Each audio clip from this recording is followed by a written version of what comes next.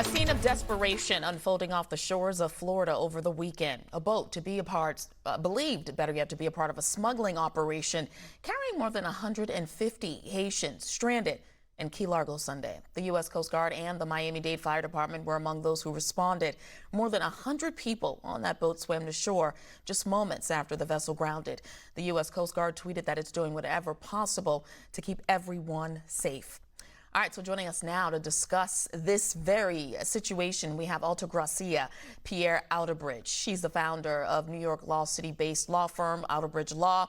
She's also a friend of BNC. It's been a while since we've seen you. It's a pleasure to have you back. So basically, what happens now? I hope we have some of those images, because the images were just heartbreaking to see so many brown folks stranded like that in that hot sun. Absolutely. So what happens now is the least that those folks expect.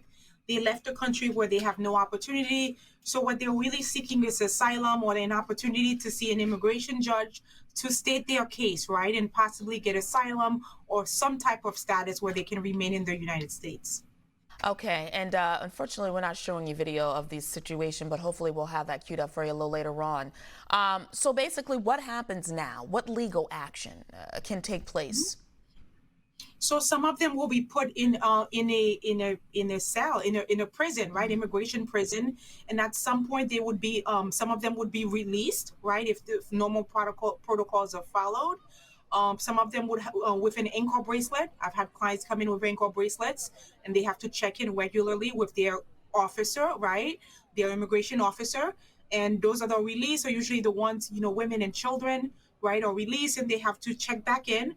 At some point, they would be given something called an NTA, a notice to appear, which means they are in deportation proceedings, and they get to face, a judge and tell their story of why they are unique, why they should be granted asylum, why they feel persecuted, and why they should be granted asylum. So it's really one of the only opportunities for Haitians to actually get to the U.S. is through this process. Yeah, and we're showing the video right now of them being rescued just in the middle of the water. I mean, this is just so heartbreaking, and you can see the boat actually tipping over, capsizing almost, and then that's them on shore after they were rescued. Now, what about the folks responsible for this operation? Do we have any information on them? Not really. So a lot of folks, it's funny, right? This is really one of the areas that's never really known. We know that there are folks here, obviously, that are waiting for them, and there are folks over there. Folks spend about, their lifetime, right, trying to come up with the money. If these folks were uncovered, that this would end, right? But it's not clear who it is. We know there are different people at different points who are waiting for those folks. Sometimes when they arrive here, they are put in servitude for years. That is also one basis of getting immigration status, is the actual smuggling, being smuggled into the United States. So it's always unclear who. Ultimately, some of them are put in servitude for years.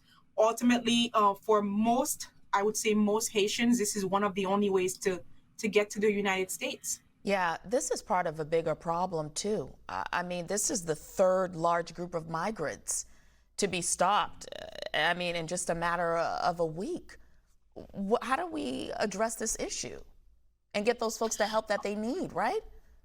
Because nobody risks their lives to come to a whole nother country. Correct.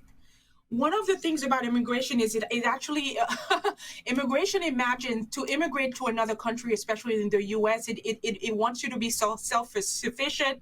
The process itself is a process that requires you to have a certain level of wealth, right? Which is not what's happening in those countries. So it's either we help those countries in a truthful way, or we reform the immigration system to not so much be based on wealth. Because most of those folks that are leaving are not able to qualify based on the normal immigration channels, which is one of the ways is self-sufficiency, right? Proving that you can support yourself when you come to the U.S. Most of these people can't do that.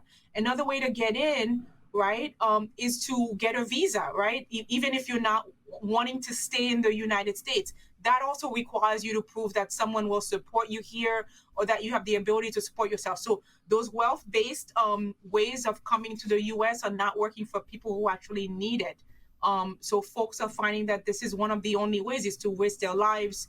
And that has been happening since before I was born, even, where people risk their lives, and those that make it 20, 30 years later become US citizens. And they I'm not sure that they find it it seems like the only way for most of these poor countries to get here. Yeah, key word, right? Those who make it. Attorney, we got to pay some bills. We're going to take a quick commercial break, and then we'll be back on the other side. We'll also be joined by a congresswoman to find out exactly what's being done to help these migrants.